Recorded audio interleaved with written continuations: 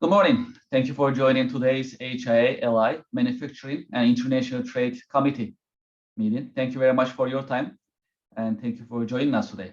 Today, we'll talk about how to discover new international markets in terms of market research as well as basics of exporting. So we'll have actually experts in our panel today, so we'll talk about it. Before we get to the subject matter, let's just talk about our committee and HIA-LI events as next steps, if that's okay. So some of you as know, my name is Kevin Deveci. I am a co-chair of the Manufacturing and International Trade Committee. I facilitate events with my colleague Ron Loveland. So together we organize events to help manufacturers and businesses to learn about different subjects. Sometimes we talk about manufacturing, sometimes we talk about best manufacturing practices, and sometimes we talk about international trade, as you may know. So our events are educational, informative, and we meet second Wednesday of every month. So in that sense, our meetings are ongoing on monthly basis, and we facilitate to share information and recent trends with manufacturers as well as business owners. You can also visit HIA-LI's website to learn more about our committee. Just to refresh your mind, in previous months, we also talk about different subjects, especially in terms of international trade. We talk about, for example, how to do business with Vietnam, for instance. You may remember it was also a very informative meeting. We talk about how to do business with China, and we also had a panel of experts talk about the region and resources available as to how to do business with China, for example. We covered France last year as well in terms of doing business, export and import. We had also very interesting meeting and very informative meeting about how to do business with Brazil, for example. That was pretty good. And also especially in New York State, one of the popular subjects is cannabis industry. And we also talk about cannabis industry, what are the challenges, what are the opportunities in the marketplace, and what is coming up in New York State as well moving forward. We talk about also cyber security, which is very important nowadays. We hear many different events and hacks going on. So we also had an expert speaker from TechWorks Consulting, and we learn about how we can protect our business, how we can protect our know-how, data, and how we can actually operate accordingly. And finally, one of the important things that we do every December is getting ready for the new year, right? So we also talk about what is coming for 2022 and how we can get ready. So that was also a very informative meeting that we facilitated. Some of you already organized and joined our LinkedIn group. We have a very active LinkedIn group, so if you have a chance, please join our LinkedIn group so we can also be in touch via LinkedIn as well in terms of our Manufacturing and International Trade Committee. All right, great. So let's talk about HIA-LI, what is coming up. So one of the important things before I hand it over to Hallie is the trade show. Trade show is coming. So we promote the trade show, we support the trade show. It is scheduled for May 26th, and it is gonna take place Suffolk Community College's Grand Campus. It's gonna be an exciting event as happens every single year. So definitely we invite you, exhibit if you can, get a booth, attend. You know, let's put the word out together and let's support the trade show. And it's a great opportunity, as you know, because of the COVID. We couldn't see each other for a very long time, so that's a great opportunity to get together, you know, network again, and promote our businesses and learn from each other. So I think enough said. I'll hand it over to Hallie and let's learn about what is coming up next from HIA-LI. Thank you so much, Kevin. Hello, everyone. My name is Hallie. I am the event planner with the HIA. So we do have some exciting upcoming events. One of them being on April 29th, we have our Long Island Innovation Park update that is taking place at the IBEW. It's a really exciting event.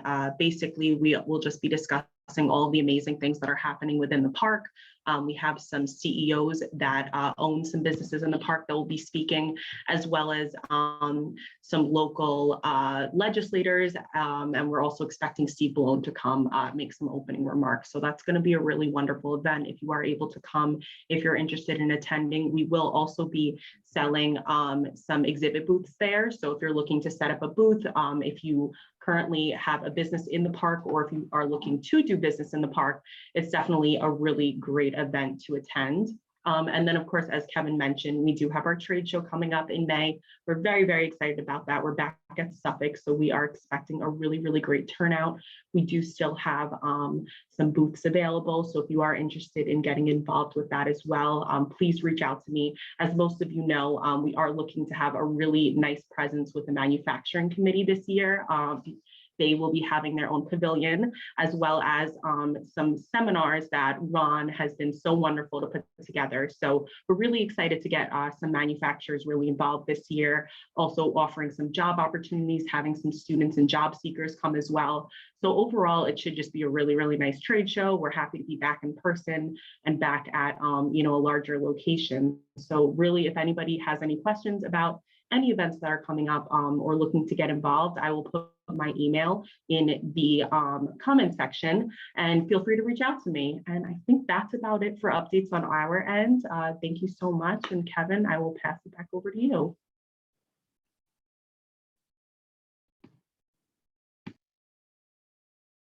Thank you very much, Ellie. Appreciate it.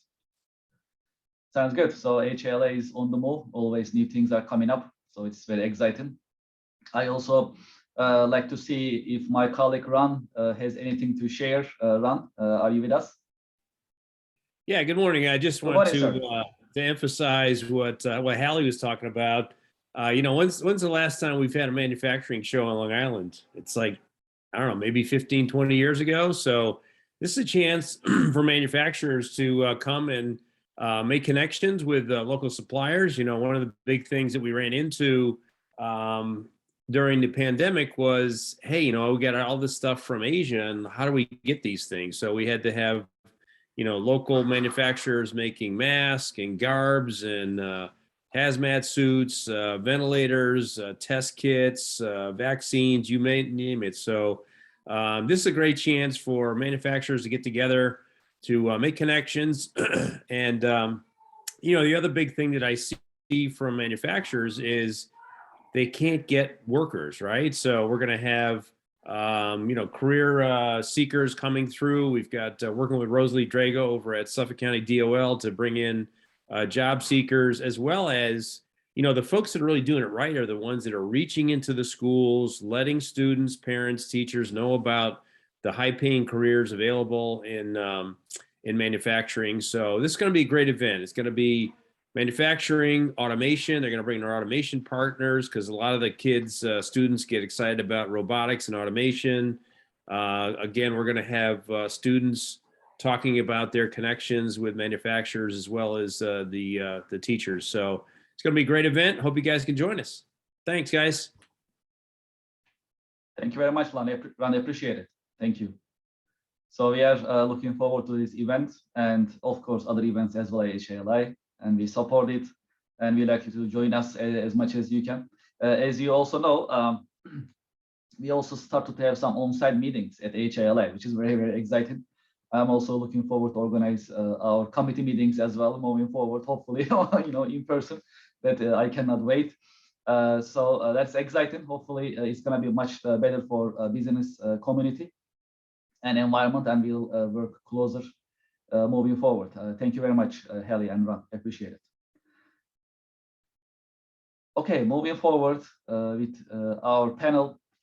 As I mentioned today, we'll talk about how to discover new international markets. As business owners and as manufacturers, we are always looking for new markets. How can we search? How can we find out? How should we operate? So today we'll talk about how we can actually find new markets globally. So there are tools available, there are resources available. So that is why we put together these expert panel. Today we have with us Maricel Traspalacios from Long Island U.S. Export Assistance Center, U.S. Commercial Services. She is with us. And also we also have Loretta Bain from Empire State Development. We'll learn both from federal government and as well as New York State, what resources available, how we should operate as business owners, as manufacturers, as professionals. So we learn about the available tools, resources. Let's keep in mind that we have a Q&A session at the end, so we'll have a chance to interact with our panelists. So if you have any questions, you can type in the chat box. I'll be seeing those questions, and I'll be happy to share with our panelists, and so that we can have a smooth presentation session together. Before further ado, I'd like to invite Maricel to our virtual stage. I know she's been preparing. We work very close with Maricel and her team. So we have a lot to learn from her, as always. So I'd like to hand it over to Maricel. Maricel, floor is yours. Thank you for joining, and thank you for your support, as always. Of course. Thank you, Kevin. I'm very glad to be here. Thank you for the invitation. If you give me just a second, I'll share my screen. Bear with me. I have sort of a lengthy PowerPoint to share with you, but hopefully it's a worth of information that everyone that's listening in will find valuable. Let me bring it to full screen here if I can. Yes, we can see. Okay, so great. Yes, let's get started. I'm very excited, as I mentioned, to be here. Today we'll be talking about global market research and the basics of exporting. I'll go over quite a few tools, resources, reports, things to know in general to help American companies, specifically those on Long Island, succeed in finding international business opportunities. This is the agenda. We'll cover a bit of material. Bear in mind that I'll be sending this PowerPoint to Kevin so he can share it more broadly with everyone that's listening in. So don't feel the pressure to take notes or jot down those websites that I'll be mentioning. This PowerPoint will be sent your way. So from this, the agenda, as you can see, is a little packed. I'll spend more time on some slides than others, but again, you'll get them all. So just who we are. We are the U.S. Commercial Service. We're part of a federal agency, the Department of Commerce, and our main mission is to help American companies find export opportunities overseas so they can sell their goods and services. We cover both. I think the important thing from this slide is to understand that we're a federal agency and that we have resources throughout the United States and throughout the world. Exactly how do we assist? We do it through a pretty extensive network of trade specialists in the United States and commercial specialists located throughout the world through our U.S. embassies and consulates. We are, I believe, the only federal agency that have this system integrated of U.S. and overseas field organizations devoted exclusively for American businesses.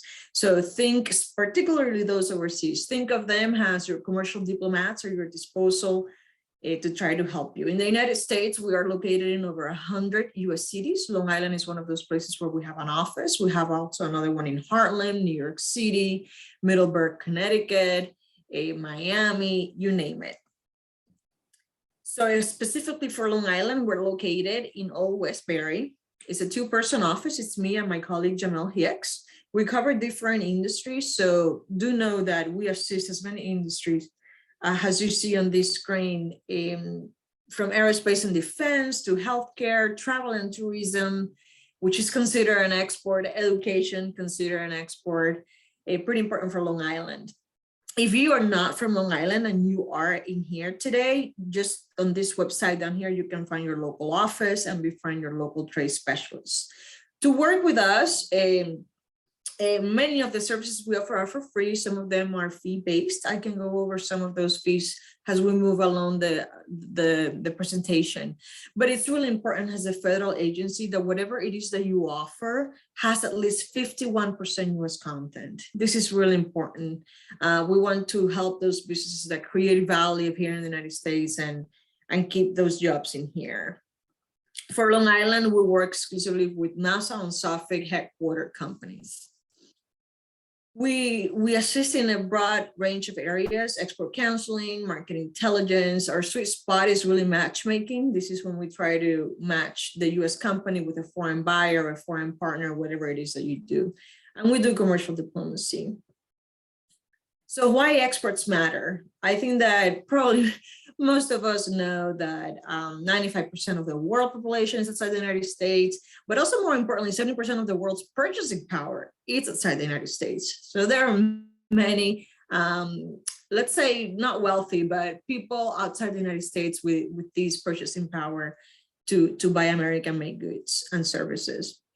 Companies that export grow faster, and studies show that there are almost 9% less likely to go out of business during those business cycles when they get a little unstable here in the US. I will mention per experience that the advantages of made in the US brand are pretty strong. I have a list in here: innovative, creating cutting edge technology, very well known for high quality American goods overseas are known for this and are very sought after because of that. Creative marketing materials, easy to reach and communicate with. Those after sales relationships and communication tends to be easier with American companies. But okay, the reality is that here in the United States, we don't have that many SMEs, small and medium size enterprises exporting. Less than 5% do, and almost 60% of those that are exporting, they export just to one market, namely probably Canada or Mexico, which is fine. They're foreign markets and worth exploring, but also there's so much out there. And our competitors are really putting in effort and money to assist their foreign companies. So in here, my office, my agency definitely has a lot of work to do. 12% of the US GDP comes from exports. Compare that to a country like Germany, where it's almost 50%. I realize that the US economy is so much bigger, so it's not quite a fair comparison, but definitely we can say that there's room for us to grow. Now, jumping a little bit into this whole idea of exporting, I have in here a couple of questions that are essential to ask yourself if you're a company and are really considering beginning to export or curious about export markets. These questions will help you put things into perspective and say, am I ready now? How can I, if not, how can I get ready? What can I do?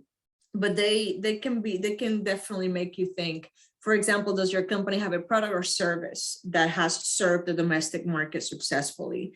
I was surprised when I started my job. So many companies would come to me and they wouldn't even have a product or service. They're like, oh, I want to go to England. I want to go to Costa Rica because their rainforest is so great. I want to do business there. It's like, that's very nice, but maybe not very business strategically wise, right? Does your company have sufficient production capacity? This is essential. I also had a company, they were in the beauty industry. They had all of these fancy creams, their marketing materials, and turns out that they didn't even have samples to send our embassy in Singapore, I think it was at the time. So production capacity does become a big thing when you are thinking exporting. You don't know that order for how much it can come in.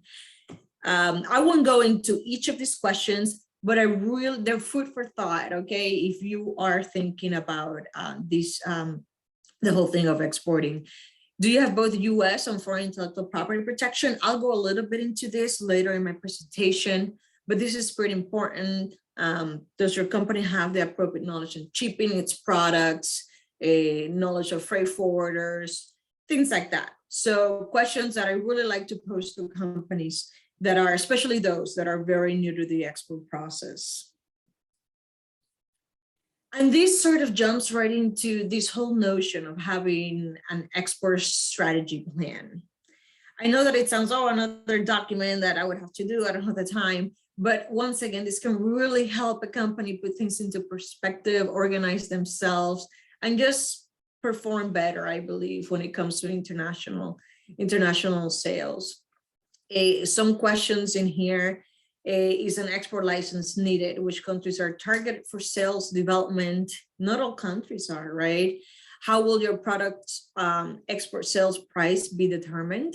Some markets are very price sensitive, very price sensitive. I had a company, they had some industrial oils, I think, from Long Island, but they also had very fancy packaging, right? And they determined that it was part of their strategy to go into Southeast Asia to get rid of all of that fancy packaging and marketing to save money and lower the price, because in these markets that they were looking at, it was just very price sensitive and the whole marketing thing wouldn't make it.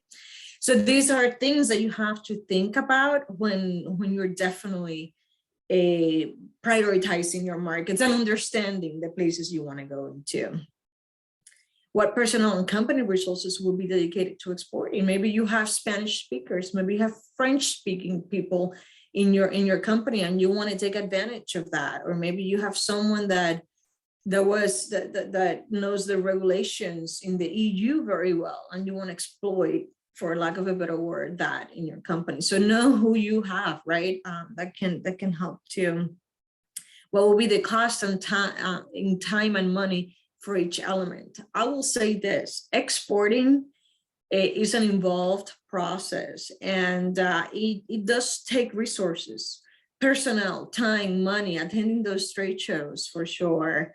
Shipping overseas, who's going to be in charge of what, right? Of delivering, of the shipping costs. So key questions to ask into your development plan. I'll show you an example, but my tips are: keep it simple and short. Make it a flexible management tool. It's not a static document. It's something you have to come to fairly frequent when things change. Look how much things have changed in the last weeks with Ukraine and the Russian situation. So keep it as a flexible management tool that you keep coming back to. And here is an export plan sample. I really like this one. I apologize for the order. I think that it's not so easy to the eye. But I really like this example. It's a lip balm manufacturer, and they have an introduction. I was also very surprised to see that I visit many companies' websites trying to understand what is it that they offer, who are they, what's their competitive advantage. And I go to these websites and I find that the vision and mission is all about helping clients and value customer care. And I'm like, but what is it that you do? What is it that you offer?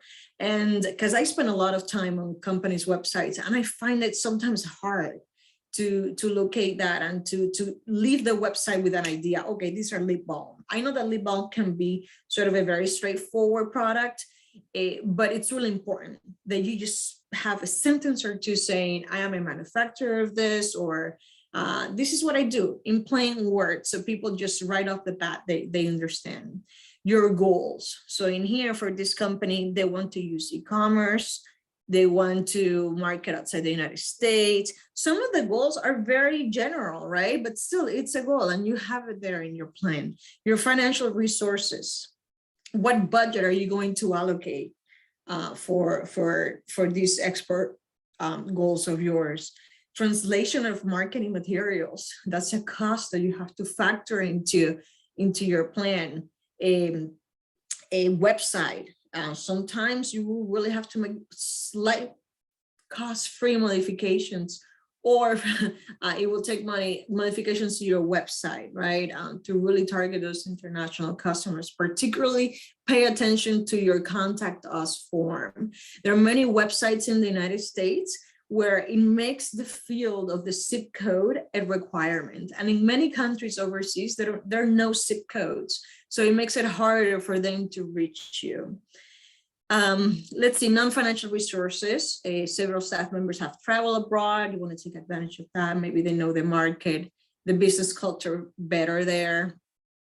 Staff will take a course on how to export. We have plenty of workshops, plenty of webinars on our website, trade.gov. And it's not only us. Empire State Development, who will be a speaker later on, they also do many webinars on how to target South Africa, Europe, Canada, you name it. So the resources and the educational material is out there, and probably 80% of the time for free, okay? Understand current trends and practices. I can definitely spend so much time on each of these bullet points, but I'll try to breeze in for the sake of time. Production capacity, I already touched base on this. Pretty important to consider that.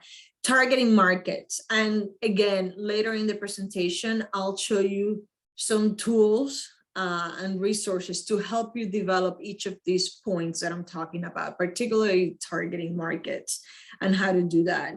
The risk, there are definitely risks when you are depending on the country that you're targeting or the market that you're targeting overseas. There might be risks, whether there are political upheavals, where risk of non-payment by a buyer. So these are things that you definitely have to consider and try to mitigate them. Export-Import Bank has many solutions for companies to mitigate, especially financial risk, political risk.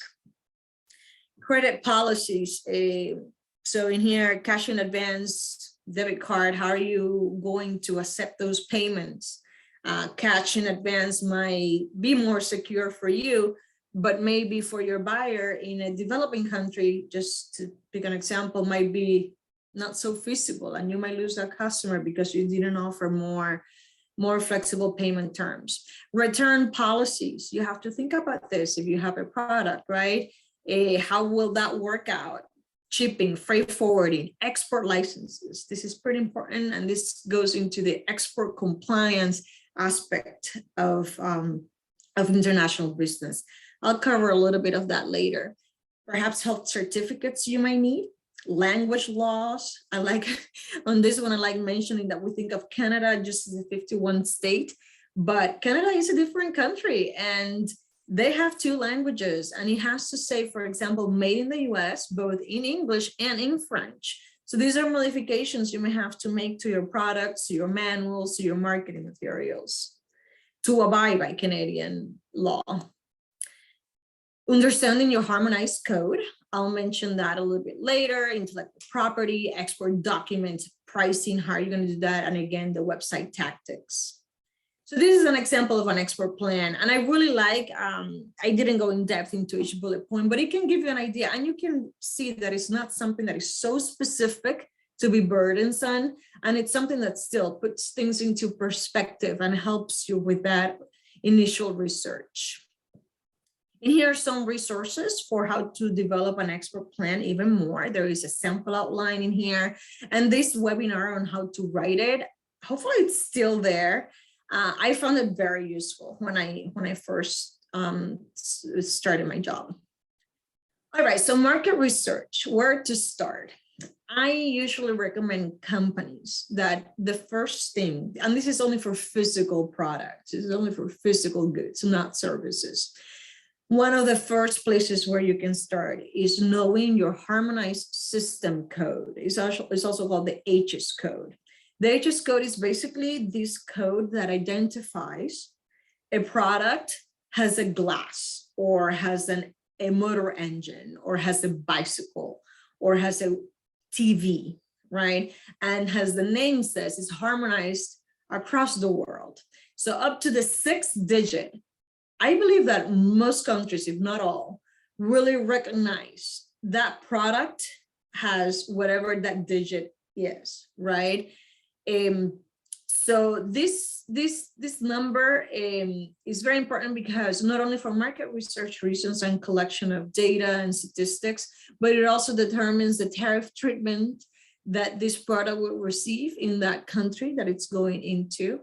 It's very needed when you are filing customs paperwork. It will most likely, I can assure you, will ask you for your HS code, the HS code of your product.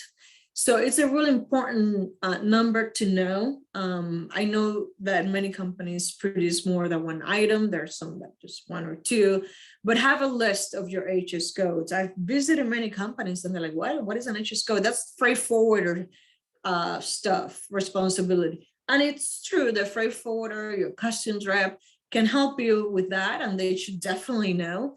But you as a company owner or as the director of business development, you want to, I don't know, I feel that you want to know, at least have the list, right, handy, because this will be helpful. And I'll show you in a little bit. But now I wanted to mention that up to the 6th digit is harmonized internationally. After the 6th digit is not harmonized internationally. In the United States, after the 6th digit, we go all the way to the 10th digit. And what it does is that it adds more granularity, more specificity to the product. So instead of just an umbrella up to the 6th digit, you might have a beach umbrella, and that is specified with those additional digits, okay? So in the United States, we go all the way to the 10th digit. The first 6 digits of those 10 digits are the HS code. And the full 10 digits is what we call the Schedule B, all right? Now, you can find what your Schedule B for your specific products are by visiting the Census Department website. They have the Schedule B finder, and the link is hyperlinked in here on Schedule B number. And you can do a keyword search describing what product it is that you offer. And they also have a phone number and an email. You might want to get in touch with them, because I understand that some of the products can get extremely complicated, very complex. And you might need an engineer from your company in that call to really try to get to the right digit or to the right code. Okay, so remember, HS code, first 6 digits, 10 digits, Schedule B. The first 6 digits of your Schedule B are the HS code here in the United States. As I mentioned, the HS code is important because it helps classify physical goods for shipment going into a foreign country. You will need it for customs paperwork, what we call the automated export system, for merchandise that exceeds $2,500. It's very good to conduct market research, and you'll see it shortly. Comply with US laws where applicable, and determining import tariff, duties, taxes. So it's a pretty important code, all right? Now, going into this thing of tariffs and taxes, you might be asking yourself, where can I find information on how much what are the tariffs that may apply to a product going into, let's say, Colombia? We have this website here. Customs info database is also hyperlinked. It's found on our trade.gov website, but it's hyperlinked, as I mentioned. So if you're going there and you already know your HS code and the country you want to ship to, this is the link. You can input it in here. I would do a live demo, but it would take so much more time. So I did screenshots instead. You put in the country you want to chip into, the tariff number, the tariff text, and you will identify that product that you want to export. And then it will bring out this report.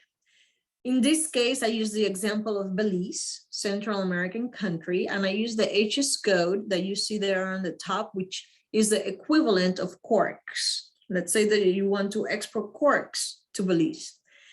Right off the bat, you see that the most favored nation tariff treatment is 5%. All right, so there is a 5% tariff for corks going into Belize. And in addition, there is a 3% tax. And on top of that, there is a value-added tax of 12.5%. So you can see how the shipping can really add up, right? And this all translates into money and things that you will have to negotiate with your buyer when you're doing a foreign transaction or entering into some sort of agreement. Okay, so I believe that we don't have a free trade agreement with Belize. So an American company, this will be some of the costs that would have to factor in. And knowing this thing can also help you prioritize your markets, right? Let's say that, imagine if that tariff were 50%. That would like, maybe this is not a market that we should really look into. So it can help you, right? Prioritize, discard, include, exclude, whichever market. Now, going a little bit more specific into a country, let's say that you're getting many trade leads from Portugal, that you're just intrigued to learn a little bit more about what's going on there. We have what we call country commercial guides, and they're all for free on trade.gov. So if you go to trade.gov/the country of interest, Portugal, Italy, Morocco, you name it, you can land on this page.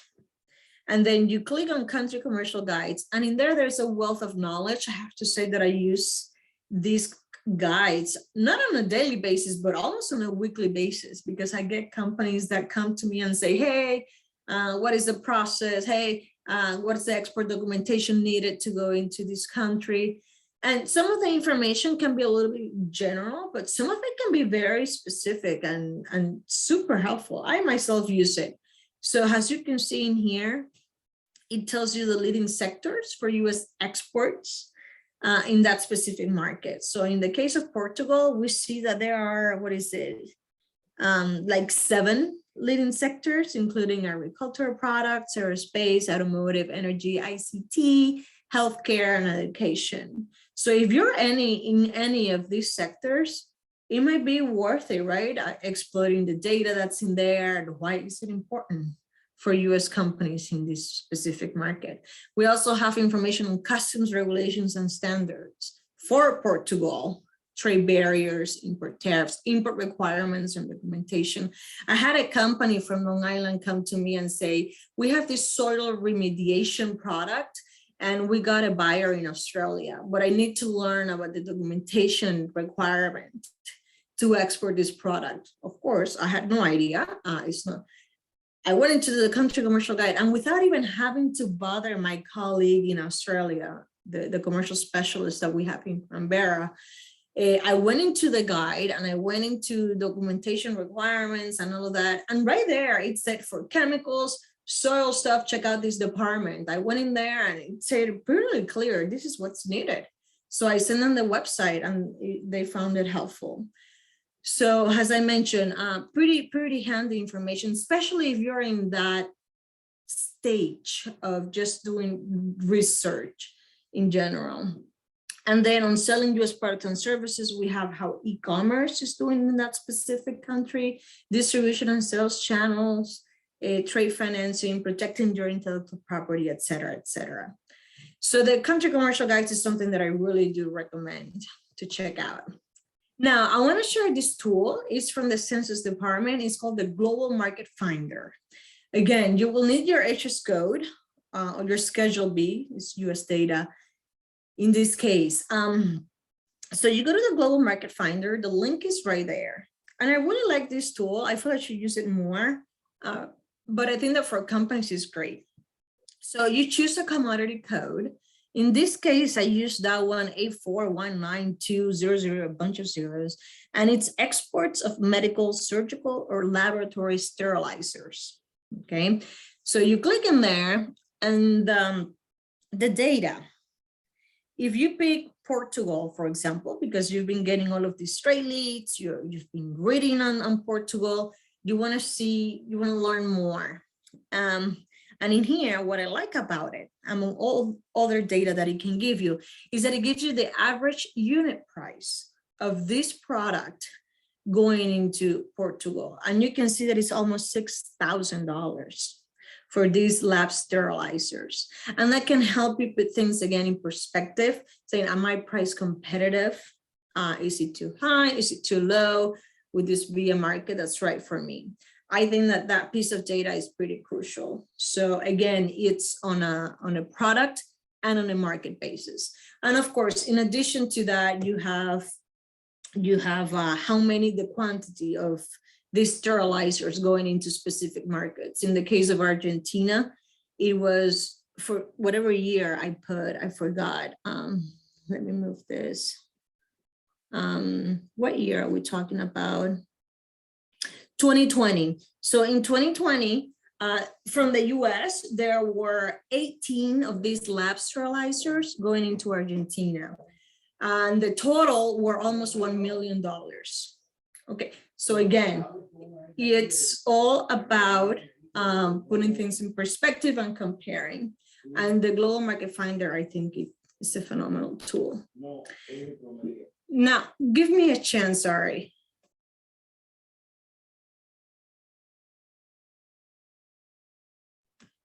Okay, apologies about that. Okay, so the Global Market Finder it's backwards looking, right? It's what happened, the trade data. And then going forward, more like in the future, we have this other tool called the market diversification tool. It's right on trade.gov. And this tool is different in the sense that it uses various different indicators to try to help you rank potential markets for your products. So it uses not only trade data such as average imports going into that country, but also the US import share of that average total.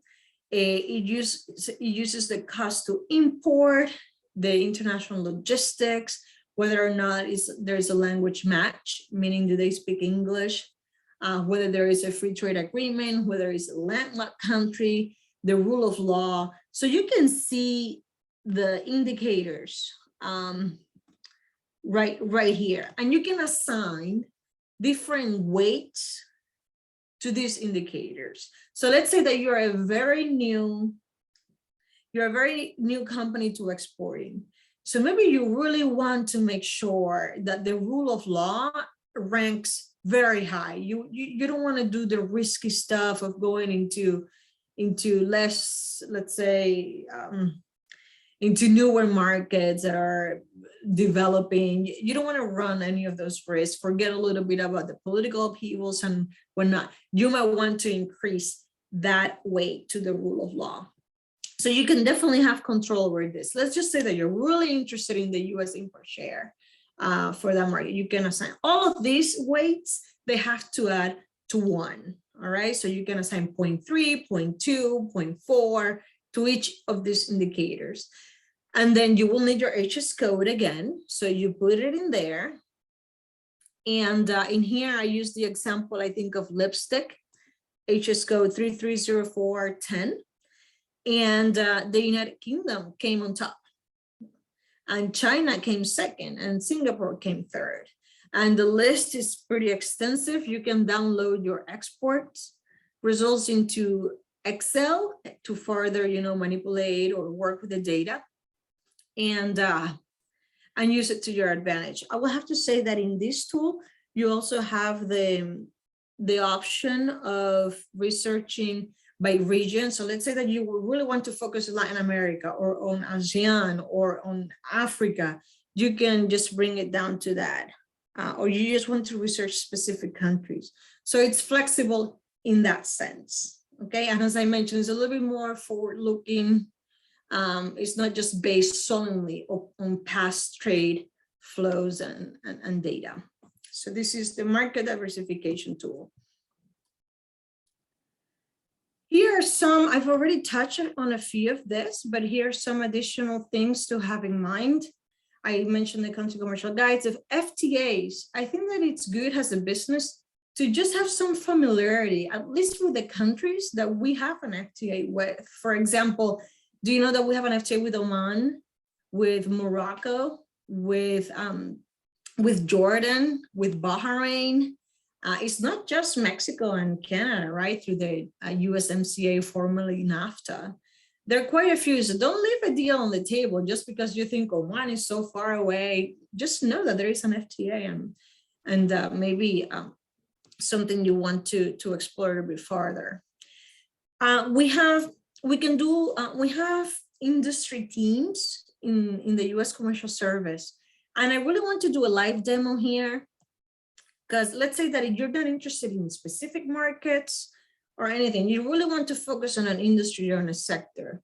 You click on this link. Let's see, hopefully it will work out. And this will bring you to the diverse industry teams that we have. And they range from aerospace and defense to media and entertainment, so services as well, environmental technologies, food, healthcare, advanced manufacturing, financial services, design and construction. So you can see that there are quite a few, franchising, also an export. But let's give you the example of aerospace and defense. You click in here and you explore some of the teams are better than others at updating their websites. But it's a matter of just doing your own research, I guess. But for example, the aerospace and defense, they have these resource guides. You click in there and it brings up guides that are specific to aerospace and defense for Brazil. So you click under the Brazil and it will give you much data, market entry strategies, opportunities, trade events related to that. This one's a little old. Opportunities, airports. So this is just for you to get acquainted, right, with that specific market. And I wanted also to do the live demo to show you that it's not just physical products that we support, but also services, such as the few that I've mentioned, franchising, media and entertainment, and things like that. Okay, so let's get back to the presentation. I mentioned the Global Market Finder. We have top market reports. All of this is hyperlinked for your convenience, so feel free to check it out.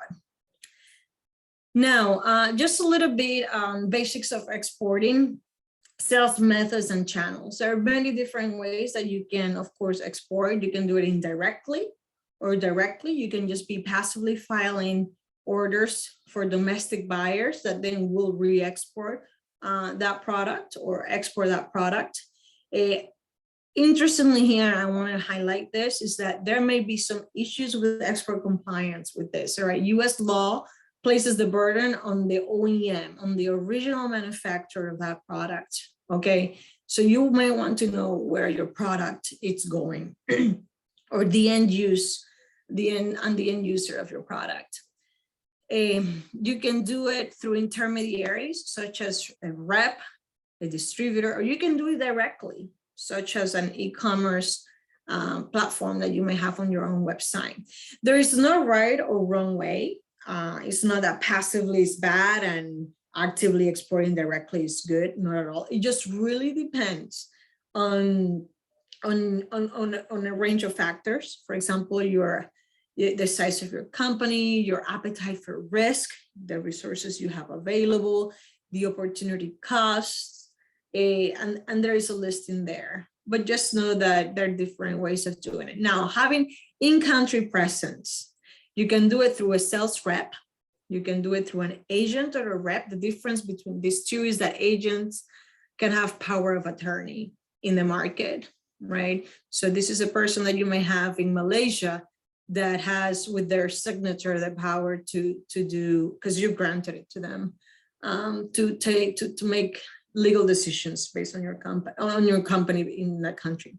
You can do it through distributors, foreign retailers. For these, you will really need good marketing materials, or the direct sales to end users, such as through e-commerce platforms.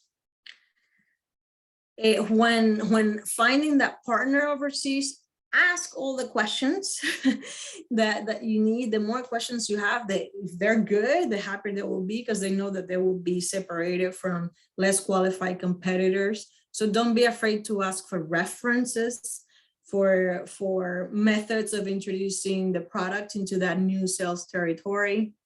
Ask those important, vital questions.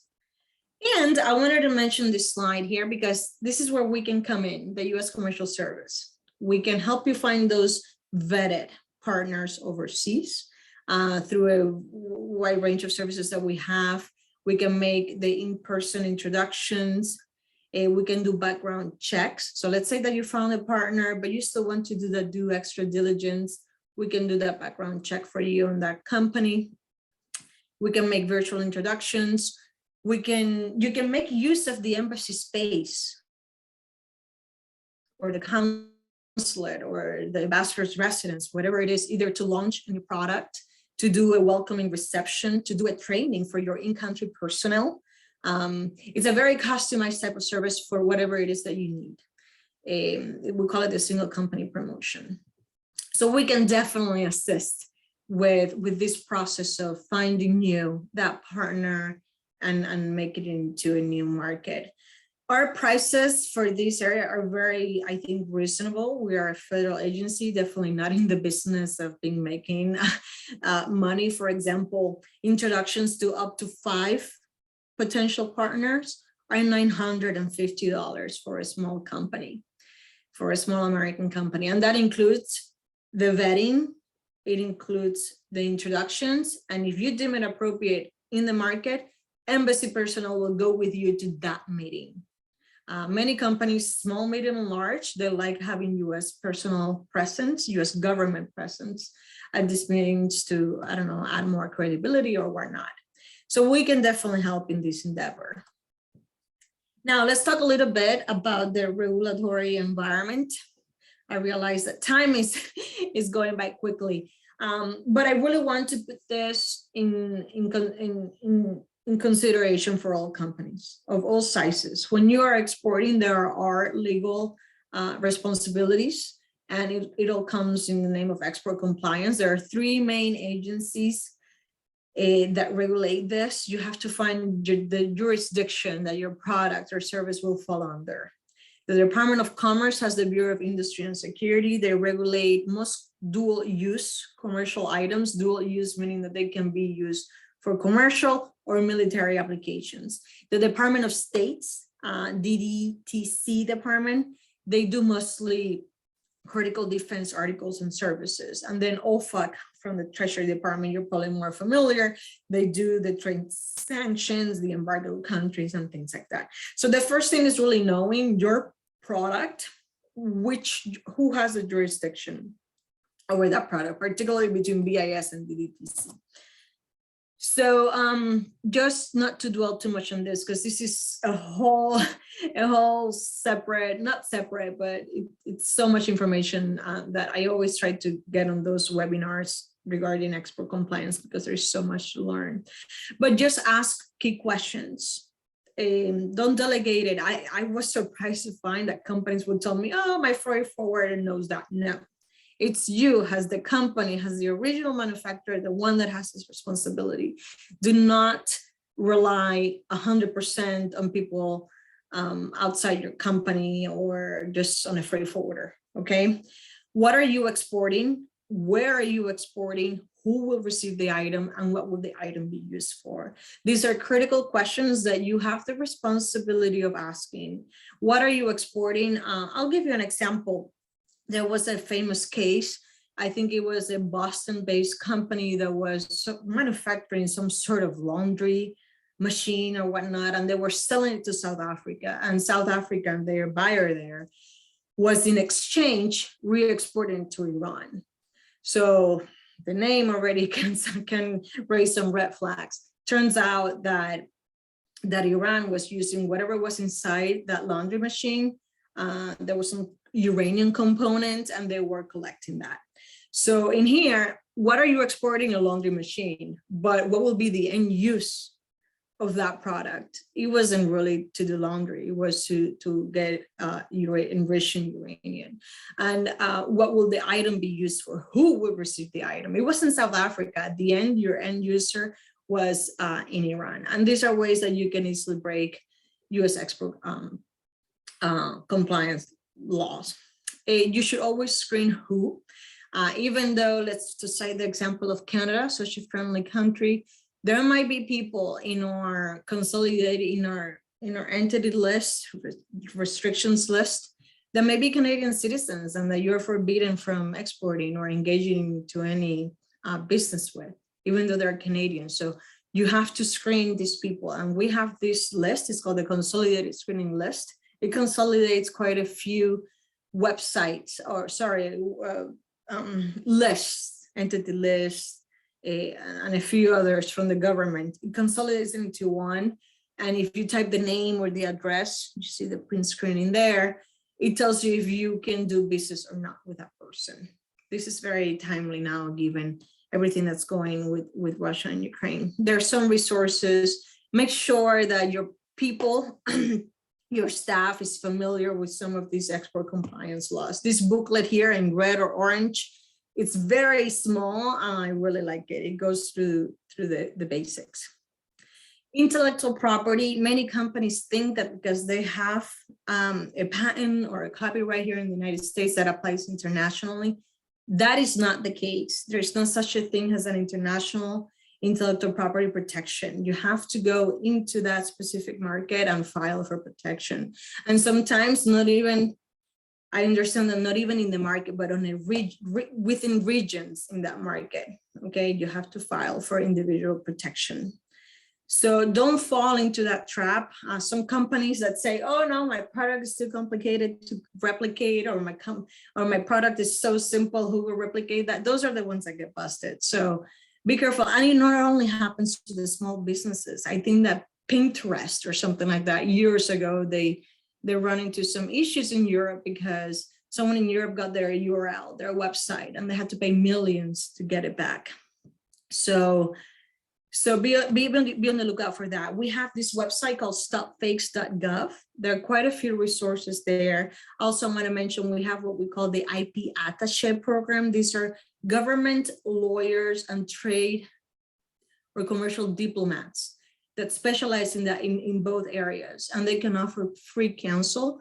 They cannot offer legal advice, but they can definitely point you into the right direction or give you an overview of a market or provide just information that might help you in general, okay? Now, I won't dwell too much in here, but once you have your product, you've determined the market, you say that, let's say you want to go to Portugal, preparing your product for shipping. There are some things, some modifications that you may have to make, some modifications to the product itself, to the marketing materials, to the size, the packaging, the label, the warranty. So there are so many things, right, that you have to have in mind. These are some of the key questions in here. For example, product adaptation. The example here is Japanese may prefer different packaging. There was this gym manufacturer of gym equipment that had to modify for body sizes and things in the US versus Japan, because there's differences. Your branding, your labeling, your packaging in some markets, the color white is associated with death, for example. So things that you have to have in mind, all right? So try to do that research prior so you don't run into surprises. And this is just an example of visual. We're all familiar with the different outlets that are around the world for electrical equipment. So you might have to modify that based on laws of the specific market and adjust that. On export finance, we have this guide. It's pretty handy. It's both in English and Spanish, and it's not long at all. Just know that, of course, what's least secure for your buyer is the most secure for you. So you will always prefer cash in advance, but your buyer might be like, oh my God, it's too risky. I barely know you. And maybe offering some more flexible terms might put you at a better competitive advantage. Exporting per bank has great resources, and you might want to become more familiar with those. So for example, you might want to do a letter of credit or documentary collections. It's definitely a discussion to have with your buyer. And of course, it depends on the situation. If you're both new at it, maybe you want to find yourself more in a halfway point. If it's a trusted already partner, you might want to offer very flexible payment terms. And for export finance, there's an ecosystem as well to help you. There's exporting per bank, I've mentioned it. There's SBA, there is the ESD's Global New York program, which they will be presenting after in a little bit. I have in here some events that, considering the audience, might be of interest. We have a trade mission to Asia for advanced manufacturing. If you want to learn more about it, there will be an informational webinar in May. The trade mission is in October. If you're interested in Europe, we have what we call virtual chats. So be sure to check it out. It's hyperlinked, and befriend our commercial specialists from whatever country you may be interested. The future of electric vehicles and trends in Turkey. And I really want to bring your attention to Export Week. This is from May 2nd to the 6th. We have, if you're seeking information and export education, this is it. We have many sessions, many sessions, market specific, logistics, you name it. And I'll particularly be leading one on how to manage your global trade costs through foreign trade zones.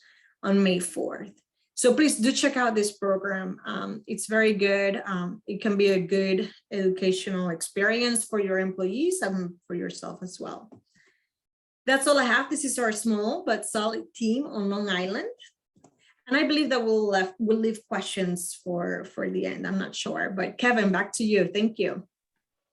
Marisol, thank you very much. Very, very informative as always. Much appreciated.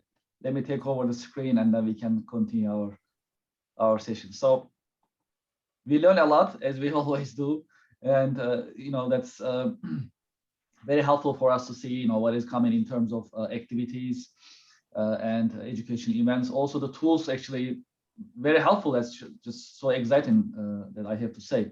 Much appreciated. So before we go to the Q&A session, we also have to talk about Empire State Development. Let's talk about also resources available for businesses in New York State. So let's hear from Loretta, and then after Loretta's sharing, then we'll talk about the questions that we have been receiving. I have a list. I'm trying to organize them, so we'll try to address them one by one as much as we can. Loretta, are you there? Yes, I'm here. Thank you. Can you hear me okay? Yes, sounds great. Perfect. So I just wanted to, thank Marisol for that really rich presentation. And I would suggest that everybody, once they get the formal presentation emailed to them, that they just save it because there's so much content and websites in there and links that you can just rely on as you're making decisions going ahead. And I really wanted to thank Kevin and Ron and Haley so much for including Empire State Development in this presentation. Empire State Development is New York State's economic development agency, and we do other things besides assist with competitiveness and global assistance. So we overall, as an agency, focus on economic development so that if a company wants to grow in a region or attract to New York State from outside of the state or outside of the US, we can perhaps give them incentives to make the cost of doing business lower here in New York State. We could help them find partners, maybe research partners or just industry partners that would make supply chain and other attributes of being in a New York State company viable for them. So to get back to what we're focusing on, and I won't take up too much time because I saw that there were questions being asked based on Marisol's presentation. So I just want to tell you, the reason that I'm here is I've been with Empire State Development for quite a while, over 20 years. And I started out working in the regional office in Hauppauge to help with marketing and promotion of our programs and services. But a little while ago, I started working in the strategic business division of Empire State Development. So I focus on the life sciences area across the state. And we help build attraction opportunities and talk to companies that are here and see how it's easier for them to do business. And like I mentioned before, find partners. But the reason I'm part of this discussion today is to promote the Global New York programs and services that we have. So the primary goal is to promote competitiveness and foster economic activity by assisting New York State small businesses, I should say small to medium businesses, to export their products and even their services globally. And one of the reasons why we got involved in this and just didn't leave it up to the companies is because there's a risk. Marisol talked about a lot of the risks, but there's also an opportunity to realize, new customers and realize opportunity costs. So some of the ways that we reach out to companies and we help assist companies is partnering. So we partner with the SUNY system, with their centers of excellence across the state, with SBA, with the small business development centers in the region. And we focus, my office in the Long Island region focuses obviously on Nassau and Suffolk counties, and we also work with the LIA because they act as a chamber of commerce for Nassau and Suffolk counties. But Empire State Development has a long history with working with HIA-LI, all the way back to the trade shows when they were it was in a small venue. And now we see at the Grant campus of Suffolk County Community College in Brentwood, Empire State Development will be there on May 26th with their economic development partners to support not only HIA-LI, but manufacturers and other companies in the region. We realize there are a lot of service companies in the region, and there's not a lot that economic development can do for service companies, but there sometimes are resources for global awareness and global activity. So yeah, I just appreciate the opportunity to speak to you guys today, and I won't take up too much of your time so that we could talk about the questions that might be coming in from the listeners.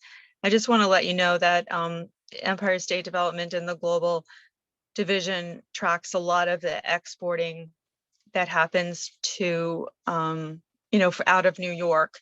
So not only are we exporting precious stones and metal, but industrial machinery and computers and art and even electric machinery. So we have our top trading countries are Canada, Switzerland, Hong Kong, and the UK, and much more in Europe and across the world, Israel.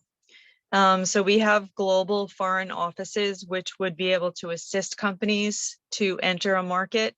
And those offices are in China, India, Israel, Europe, and the UK. And we do a lot of work with Canada, and our Mexico office has some compatibility with South America. So we could help companies that are seeking those opportunities. So a few of the ways that we help companies is some primary programs, and we bring money to the table, which is always good news.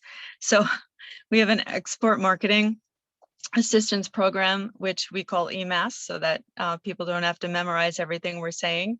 This program helps with exporting and interest in expanding into new markets. So you do market research or other resources that would help you identify the market that you wanted to look at.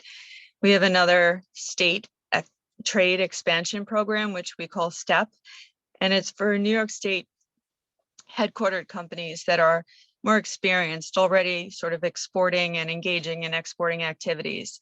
And then finally, there's a grant program. We call it the New York Grant Fund Program. And it's for New York companies that are already exporting also and engaging in exporting activities. And we have another way to sort of utilize this grant for companies that we could go through a not-for-profit organization. So if the not-for-profit wanted to represent,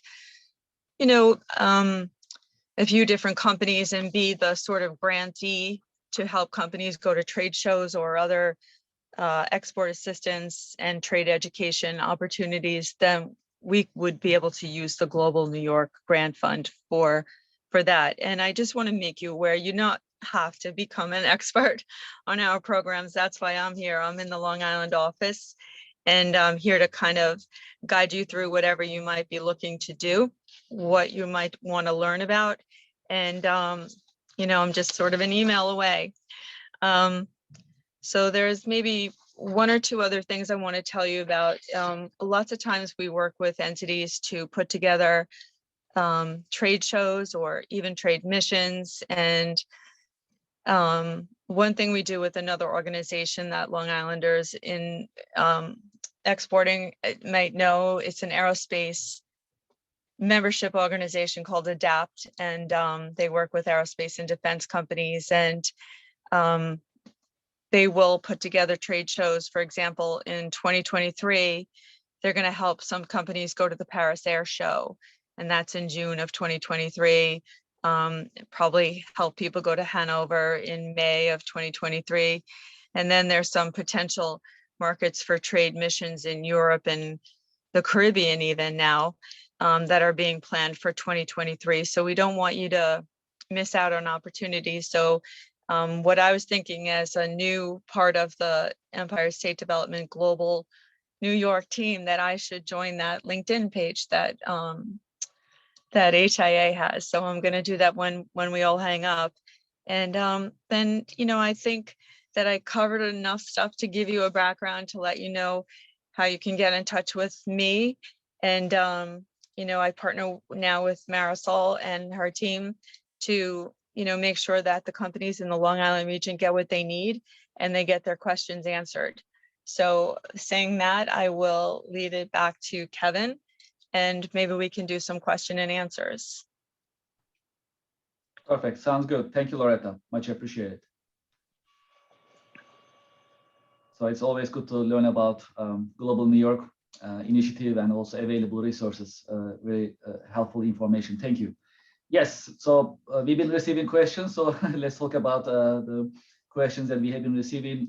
We have done some of them in chat box available, some of them in Q&A. I've been also getting messages as well, so which is great, right? So we have many things to learn about and many questions, and we have the experts here. So let's ask and learn about it more. Well, first of all, I keep the contact information on the screen. So we have, of course, limited time today. But if you'd like to continue this conversation, to be in touch with Marisol, Loretta, please, you have their email addresses on the screen, and you can be in touch with them directly to continue this conversation. I also see in the chat box that there are some meeting requests as well, which is great. We definitely welcome it in this organization. So you can send an email directly to our panelists after this event, and the discussion can continue. That's going to be helpful. We have no doubt. Some of the questions, some of them, let's see. I have a list. So, for example, Marisol, one of the questions actually is for you to address, I believe. So we talk about the product exportation, right? How about non-physical services, technology and software, for example? Is there a different process in terms of the market research and other information that you mentioned? Hi, thanks. Thanks for that question. It's a great question. I typed in the chat box there that, of course, there are going to be differences, right? With a physical good, you need to make the determination if you want to ship it by air, by sea, by ocean. You have to work with a freight forwarder. You need someone to physically transport the product, to insure it and whatnot. So there are differences. I would say, however, that when it comes to export compliance, it's probably the same. You have to be mindful, particularly with software and technology. That's a very delicate area. That goes so much at the core of U.S. competitiveness, and the government does look at that very closely. I'll give you an example. Sometimes, and this is part of export compliance, sometimes if you have a manufacturing plant and you're developing high software technology, whatnot, and you have a foreign visitor, let's say someone from Europe is touring your facility, and you show that person this information, you might be in violation of the EAR, the Export Administration Regulations. So it can be that tricky and not that obvious. Foreign exchange students, I believe, conferences where things are chaired, it can get into an area that's very gray and that I myself don't quite understand. I think also for services, you have to be mindful of your intellectual property that much more, right? There are some laws that might apply as well, such as digital service taxes, privacy laws, how that software can be used to either spy on individuals or not. So there are differences, but I think that when it comes to compliance, intellectual property, it's pretty much, it applies to both physical and services. I would say, for example, for music, when we export music, it's all about copyrights, right? A big part of it. And music licensing and copyrights becomes pretty important and that has such a strong IP component. Franchising as well. There's not a physical good, you're just yielding, right? The right for that partner of yours to use your logo, your recipes and whatnot for use in that specific country. So yeah, there are differences, but at the same time, I think that some of it stays pretty much at the core the same. I would say the country commercial guides, they offer some guidance on that specifically. How, for example, software in Belgium, if you just, I typed it and looked it up, it gives you some tips on exactly the opportunities there and how to conduct that business. Hope that answered the question. It can be a very broad one, so you would have to take it on a country product basis and take it from there. Sounds good. Thank you, Marisol. Again, if you'd like to continue this discussion with Marisol, you have her email address on the screen, so you can be in touch with her and we can be more specific, just like Marisol mentioned, in terms of country, product, and so on. So you can have more specific answers. Loretta, maybe I can also address a question to you, if I may. In terms of software and services, is there any difference in terms of available resources from Empire State Development or Global New York Initiative, for example, that we need to address here? Basically, it's the same kind of issues that you need to be a New York State company, you need to be in business for 1 year, and you need to have something that's exportable, a good or a service. And there are applications on our website that would help you. It's not really an application, it's a form that would help you direct you by leading questions that let you know, are you ready for export? And if you're not, we would refer you to other entities like Marisol's organization, or use somebody internally at Empire State Development or Small Business Development Center to help you meet the milestones to understand how to successfully export. And I think that companies find that tool very useful, because initially when you're thinking about something, like Marisol was making some examples where people wanted to export to a certain country because they thought it was beautiful, but you know, we could help you identify markets that match your merchandise or service. So I hope that answers the question. Yes, absolutely. Thank you so much. I appreciate it. Let's see if there is any other question. Marisol, one of the questions that I see is actually, during the presentation, we learned about various tools that we can use. Do you also offer in-depth customized market research for US companies if needed? Your microphone is muted, Marisol. Okay. Of course, impossible to do a presentation without that happening.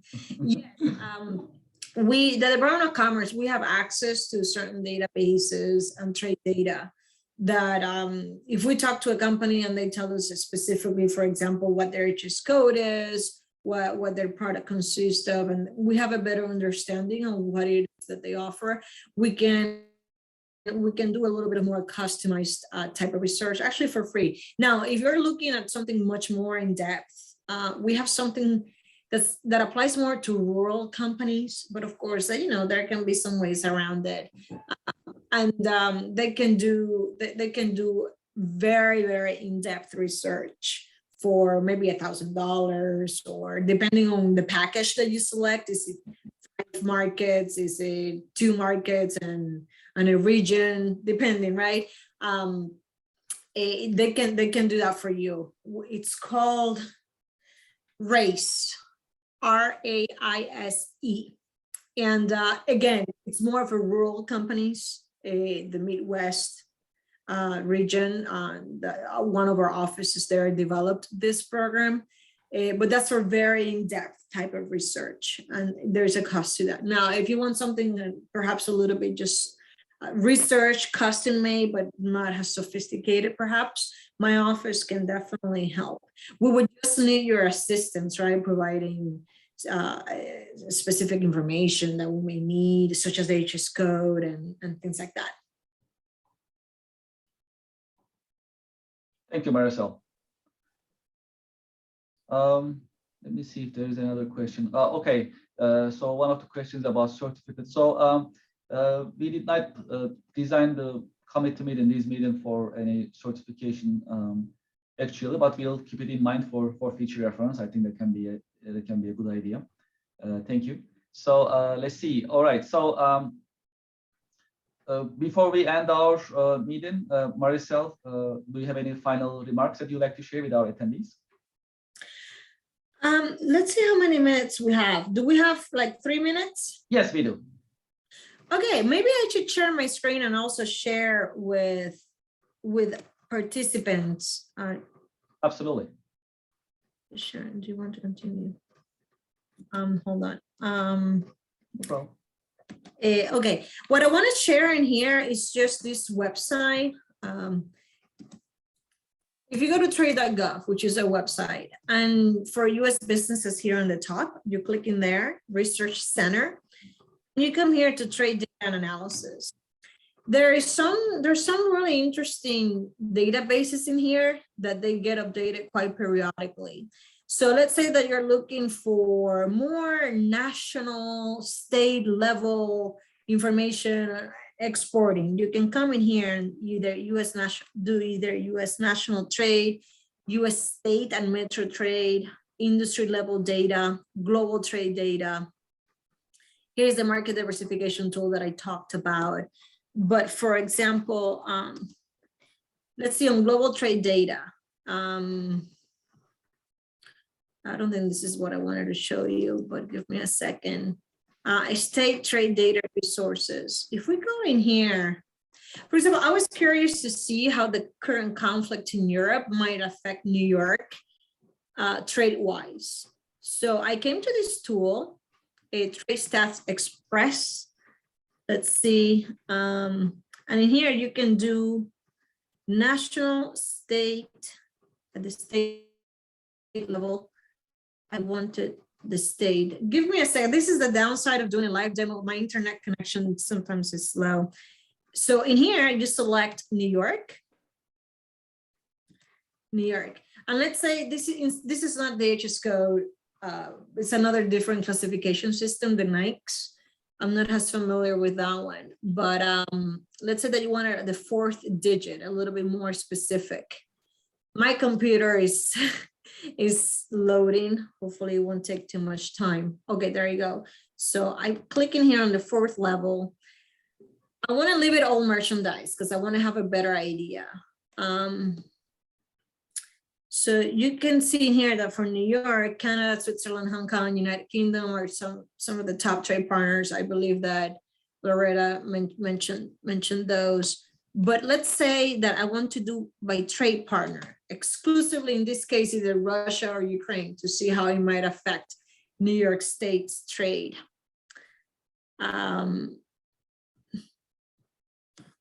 Give me a chance.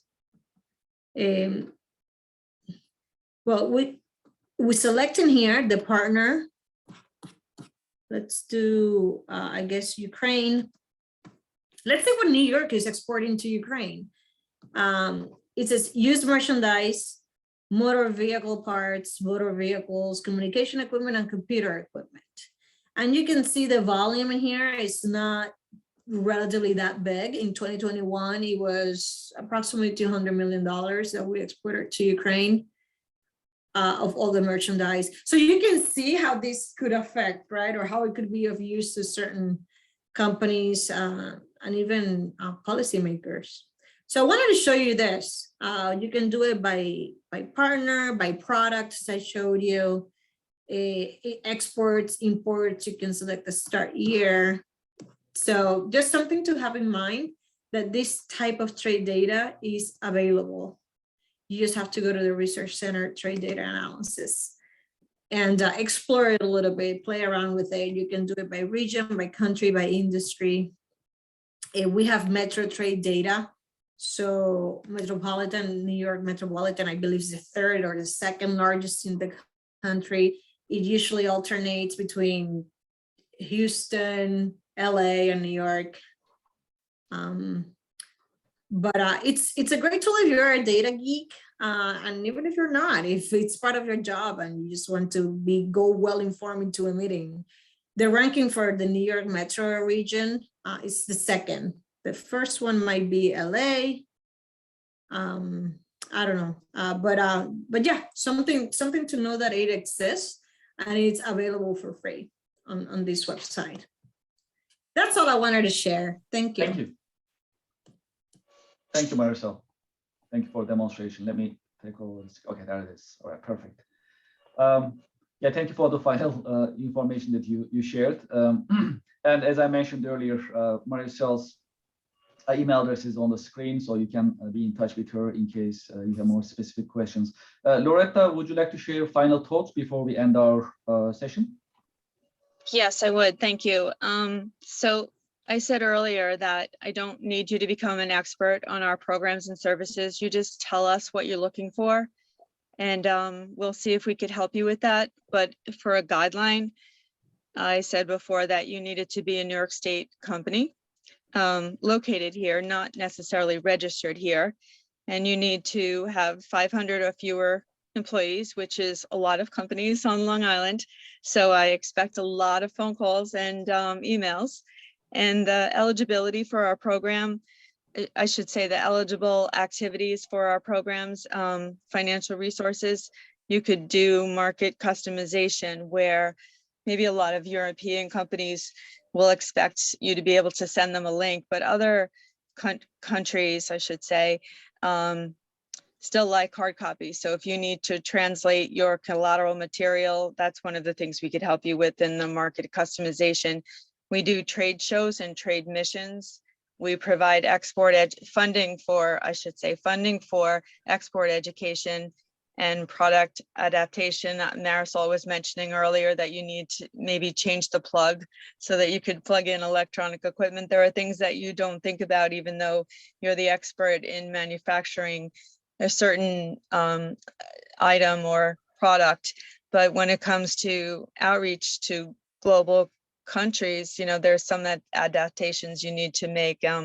Also, we could help with market certifications. So in a nutshell, that's what Empire State Development hopes to help Long Island and New York State companies with as they venture into the wide world of global sales. So I really want to thank you guys for including Empire State Development in this. And you know, when you go to a restaurant and the waitress says, well, I'm new, I just started this week. So I'm new, I just started in the global division last month. But on Monday and Tuesday of this week, we had a sort of a retreat, a meeting of all the global staff in New York City, and we shared ideas and we saw what was working well, and we thought of ways to promote better what we're doing and to reach our customers, our New York State companies, and see if we could help them further. So it's a growing entity, and we're willing to do what it takes to make it valuable for New Yorkers. So thank you for the opportunity to share our resources with this group.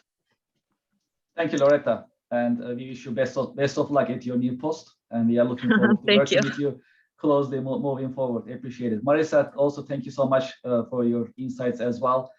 Thank you for the demonstrations and sharing your thoughts and available resources with us. I also thank our attendees for joining us. Thank you, appreciate it as always. Thank you. And I also like to thank our attendees for your time and for your interest.